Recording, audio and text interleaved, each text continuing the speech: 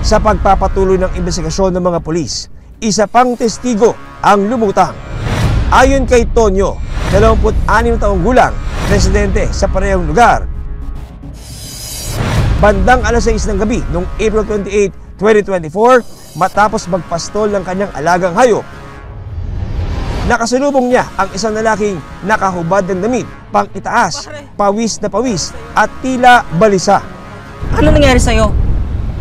Saan ka pa galing? Tinanong ko naman mo siya, "Oy, pre, saan ka galing?" Wala, dyan lang. Sagot naman mo sa akin, "Dito lang sa may manggahan." Bakit parang may dugo ka? Ha? Galing daw siyang manggahan. Hindi ko lang alam kung saan manggahan eh. May manggahan din kasi dyan eh. Ang lalaking tinutukoy ni Tonyo, isang 16 taong gulang na residente sa kanilang lugar. Itinago namin siya sa pangalang Makoy. Walang sinayang na panahon ang mga otoridad.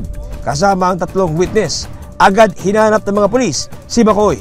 Andito po ba nakatira si Makoy? Sir, ano pong meron? Sir, yung lalaki nakita namin sa sagingan. Ay, sandali sir, bakit? Anong ginawa ng anak ko? Na importante lang, kailangan ho namin siya makausap.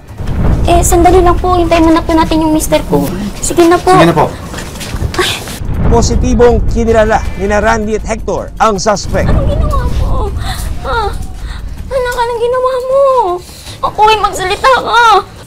Sa presinto na lang kayo magpaliwanag. Sige na. Tinuro nga na positive na yun na nga po. Kaya doon natin hinuli yung suspect. Yan ba yung babae, ma? Siya ba? Ha? Siya ba gumawa nito sa mami ko? Tama na po. Siya ba? Nasa stasyon yan lang. Gusto ko siyang saktan, gusto ko siyang murahin. Parang anong reason mo? Anong rason mo? Mabula ka sa kulungan! Dinuro ko siya, sabi ko, sisiguraduhin ko hindi ka makakalabas ng kulungan.